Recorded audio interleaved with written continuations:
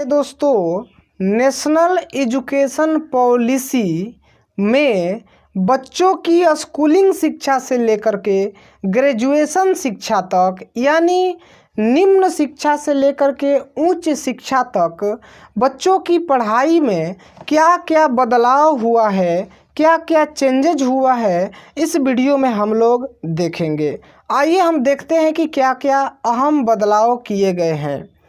देखिए यहाँ पर दिया है नेशनल एजुकेशन पॉलिसी 2020। देखिए क्या दिया है, changes in school to graduation, यानी स्कूली शिक्षा से लेकर के ग्रेजुएशन शिक्षा तक NEP 2020 में, न्यू एजुकेशन पॉलिसी 2020 में क्या क्या बदलाव हुआ है, इसको हम लोग एक्सप्लेन करेंगे, स्पष्टीकरण करेंगे। केंद्र सरकार ने बुधवार को शिक्षा के क्षेत्र में दो बड़े फैसले लिए हैं। केंद्र सरकार ने दो बड़े फैसले लिए हैं।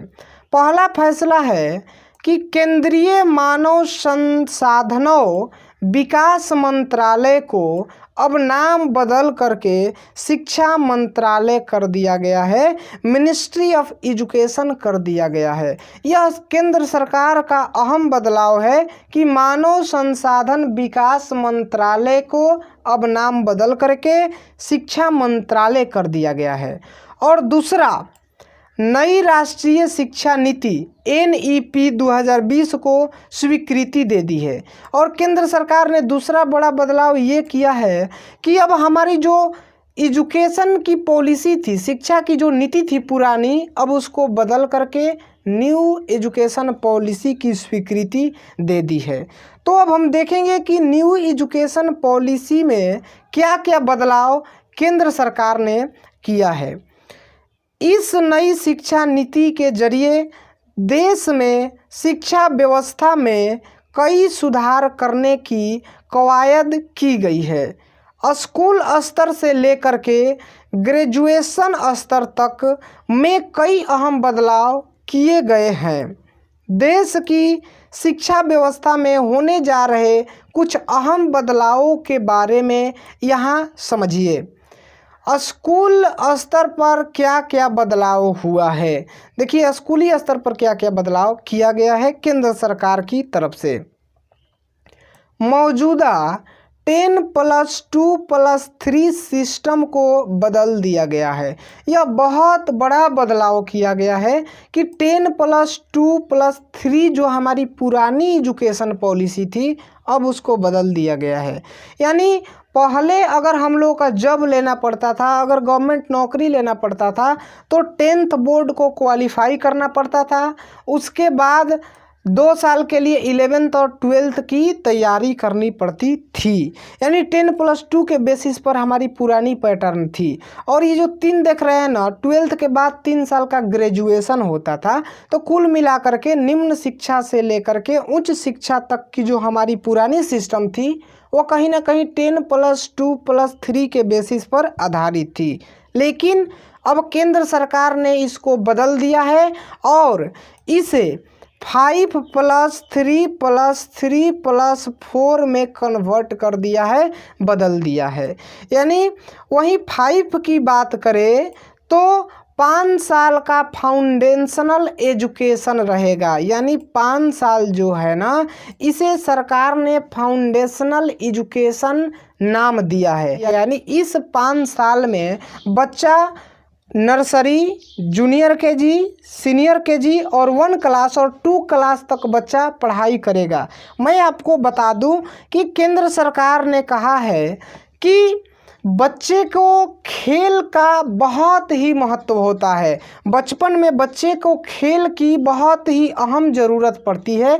तो केंद्र सरकार ने यह अहम फैसला लिया है कि ये जो 5 साल का जो फाउंडेशनल एजुकेशन नाम दिया गया है ना, इसमें बच्चे से किसी भी प्रकार का परीक्षा नहीं लिया जाएगा और उसे खेल कूद पर विशेष ध्यान रखा जाएगा।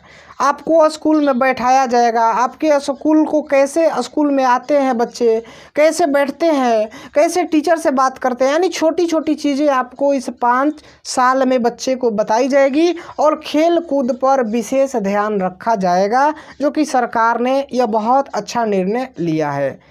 3 साल का प्रीपरेटरी सिस्टम होगा। अब ये जो 3 देख रहे हैं ना, ये 3 साल का प्रीपरेटरी सिस्टम नाम रखा गया है। इसमें बच्चे को हल्का फुल्का किताबी ज्ञान दिया जाएगा, किताब से अवगत कराया जाएगा, स्कूल में कैसे बात करते हैं टीचर से, इन सभी चीज़ों को ध्यान रखा जाएगा। और इस 3 साल में बच्चे से एग्ज़ाम भी लिया जाएगा। अब देखिए, अब जो ये 3 साल है ना, 3 साल का मिडिल सिस्टम नाम रखा गया है, यानी मिडिल एजुकेशनल इसको नाम रखा गया है। इसमें बच्चे को पूर्ण रूप से शिक्षा के प्रति लगाव रखा जाएगा, इससे एग्ज़ाम भी लिया जाएगा, पोएम स्टोरी को बच्चे को पढ़ाया जाएगा, उसे टास्क भी दिया जाएगा याद करने के लिए, यानी पढ़ाई का पूर्ण रूप से आपको फोकस किया जाएगा। और ये जो 4 देख रहे हैं ना, 4 साल का सेकेंडरी लेवल पर स्कूलिंग कराई जाएगी, यानी 4 साल 9, 10th, 11th, 12th ये जो है ना स्कूली, ये जो है सेकेंडरी लेवल इसको नाम दिया गया है, जिसमें बच्चे को सेमेस्टर वाइज एग्ज़ाम होगा 9, 10th, 11th, 12th। हालांकि 10th को तो हटा दिया गया है। अब कुछ लोग ऐसे कह रहे हैं कि 10th बोर्ड को ही हटा दिया गया है। नहीं नहीं, 10th बोर्ड को नहीं हटाया गया है। 10th का आपका एग्ज़ाम होगा, बस फ़र्क यही है कि आपका एग्ज़ाम आपके ही सेंटर पर होगा, आपके ही स्कूल में होगा। मैं इसके लिए एक ऑलरेडी वीडियो बना दिया हूँ, इस वीडियो के डिस्क्रिप्शन में मैं उसका लिंक दे दूँगा, या इस वीडियो के अंत में मैं उसका एक लिंक वीडियो को शो करूँगा। आप लोग जा कर के देख लेना कि 10th बोर्ड हटा है कि नहीं, परीक्षा होगी कि नहीं, आपका सारा डाउट क्लियर हो जाएगा। तो नई शिक्षा नीति में 5+3+3+4 का प्रारूप दिया गया है। वहीं बच्चे 6 साल की उम्र से पहली कक्षा की पढ़ाई शुरू करेंगे, यानी बच्चे की उम्र जब 6 साल की होगी तो बच्चे 1 क्लास में पढ़ाई शुरू करेगा। 6 से 16 साल की उम्र में 1 से 10वीं तक की पढ़ाई होगी। 16 से 18 साल की उम्र में 11वीं और 12वीं की पढ़ाई होगी, जो कि केंद्र सरकार ने अब पढ़ाई के साथ साथ उम्र को भी मेंशन कर दिया है, जिससे कि अब बच्चे को आगे भविष्य में चल कर के जॉब लेने की दिक्कत ना हो। पहले क्या होता था कि ये जो उम्र होता था ना, उम्र के बाकायदे एडमिशन नहीं होता था, जिससे कि बच्चे का बोर्ड पास करते करते उम्र ज़्यादा हो जाता था या कम हो जाता था, तो उसे जॉब लेने में दिक्कत होती थी। लेकिन अब यह पूर्ण रूप से टीचर की रिस्पॉन्सिबिलिटी दे दी गई है कि अगर बच्चा 6 साल का है तो आपको 1 क्लास में एडमिशन लेना है, यानी इस तरह से शिक्षक को अब यह रिस्पॉन्सिबिलिटी दे दी गई है। अब देखिए, केंद्र सरकार ने न्यू एजुकेशन पॉलिसी को क्यों लाई, ये भी मुद्दा एक अपने आप में बहुत बड़ा मुद्दा है। यानी केंद्र सरकार का पर्पस क्या है न्यू एजुकेशन पॉलिसी को लाने का। देखिए, बोर्ड परीक्षाओं को थोड़ा सरल बनाया जाएगा। परीक्षा ऐसी होगी जिससे कोर कॉम्पिटेंसी की परख की जा सकेगी। ऑब्जेक्टिव और सब्जेक्टिव पैटर्न पर ये परीक्षाएं साल में 2 बार ऑफर की जाएगी विद्यार्थियों को। इनमें से किसी एक का चुनाव स्टूडेंट कर सकेंगे।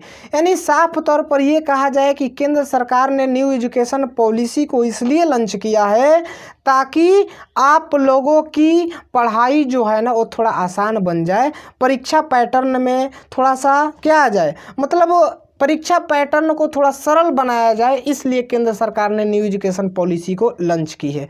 और इसमें आपका एग्ज़ाम जो होगा ना, सब्जेक्टिव और ऑब्जेक्टिव दोनों के बेसिस पर होगा। अगर आप सब्जेक्टिव में एग्ज़ाम देना चाहते हैं तो आप सब्जेक्टिव को चुनाव कर सकते हैं, अगर आप ऑब्जेक्टिव के साथ एग्ज़ाम देना चाहते हैं तो आप ऑब्जेक्टिव को चुनाव कर सकते हैं। यह केंद्र सरकार का उद्देश्य है। आगे देखिए कि अब उच्च शिक्षा यानी 12th के बाद जो ग्रेजुएशन होता है, अब उसका क्या प्रावधान किया गया है। बैचलर डिग्री 4 साल की जाएगी, हालांकि 3 साल का भी विकल्प रहेगा। यानी हमारी पुरानी एजुकेशन पॉलिसी थी तो उसमें बैचलर डिग्री 3 साल का होता था, लेकिन अब 4 साल का कर दिया गया है। हालांकि 3 साल का भी होगा, अब 4 साल होगा, अब 3 साल होगा। इसका क्या मतलब आगे देखते हैं। जो स्टूडेंट्स बीच में कोर्स छोड़ेंगे उन्हें भी क्रेडिट ट्रांसफ़र और एक ब्रेक के बाद अपनी डिग्री पूरी करने का मौका मिलेगा। यानी फ़ायदा ये किया गया है कि अगर कोई विद्यार्थी 1 साल ग्रेजुएशन करके छोड़ देता है तो ऐसा नहीं है कि फिर उसे अब से करना पड़ेगा, नहीं। अगर 1 साल अगर विद्यार्थी ग्रेजुएशन करके छोड़ता है, 2 साल करके छोड़ता है, 3 साल करके छोड़ता है, तो आपका हर 1 साल में आपको क्या दिया जाएगा, सर्टिफिकेट दिया जाएगा। और आप 2 साल बाद, 3 साल बाद, 1 साल बाद ब्रेक लगाकर फिर आप अपनी आगे की ग्रेजुएशन की पढ़ाई कर सकते हैं, जो कि बहुत ही एक अच्छा यह मौका है। 12वीं के बाद कॉलेज स्तर पर 4 विकल्प होंगे। 4 साल के बैचलर कोर्स में पहला साल पूरा करने पर सर्टिफिकेट आपको दिया जाएगा, 2 साल पर एडवांस डिप्लोमा सर्टिफिकेट दिया जाएगा, 3 साल पर बैचलर डिग्री के सर्टिफिकेट दिया जाएगा और 4 साल पर रिसर्च के साथ बैचलर डिग्री कोर्स पूरा कर सकते हैं, इसका सर्टिफिकेट दिया जाएगा। यानी मल्टीपल एंट्री और एग्जिट का विकल्प मिलेगा, यानी हर 1 साल पर आपको सर्टिफिकेट दिया जाएगा और वह सर्टिफिकेट पूर्ण रूप से वैध होगा, जो कि पुरानी एजुकेशन पॉलिसी से यह कहीं बेटर है। आगे देखिए, 2040 तक सभी उच्च शिक्षण संस्थानों को मल्टीडिसिप्लिनरी बनाया जाएगा। पाली, प्राकृत, पर्शियन के लिए यूनिवर्सिटी कैंपसों में ही राष्ट्रीय संस्थान स्थापित किए जाएंगे। मास्टर डिग्री कोर्स के बाद पीएचडी से पहले एमफिल कोर्स नहीं होगा। देखिए, एक और सरकार ने बड़ा बदलाव किया है कि मास्टर डिग्री के बाद आपको एमफिल करना पड़ता था और उसके बाद आपको पीएचडी करना पड़ता था, ठीक ना। लेकिन अब केंद्र सरकार ने अब इसको क्या कर दिए, एमफिल को समाप्त कर दी है। अगर आप मास्टर डिग्री पूरा कर लेते हैं, एमए, एमकॉम, एमएससी जो होता है ना, अगर आप इसको क्वालिफाई कर लेते हैं तो डायरेक्ट आप पीएचडी के लिए एलिजिबल हो जाते हैं, जो कि बहुत अच्छी यह सरकार की तरफ से अपडेट निकाली गई है। दोस्तों, अगर आप लोगों को यह मेरा मैसेज अच्छा लगा हो तो प्लीज़ मेरे चैनल को सब्सक्राइब करें दोस्तों, क्योंकि मैं एक छोटा यूट्यूबर हूं और मैं भी अपने लाइफ में कुछ करना चाहता हूं और यह अकेले संभव नहीं हो सकता है। इसलिए अगर आप लोग इस मैसेज को देख रहे हैं तो मेरे इस चैनल को अवश्य सब्सक्राइब करें, कमेंट भी किया करें। अगर आपका कोई भी प्रॉब्लम हो तो कमेंट बॉक्स में विदाउट एनी हेजिटेशन हमसे पूछ सकते हैं। दोस्तों, आज के लिए इतना ही, अगले वीडियो में मिलेंगे। जय हिंद, जय भारत।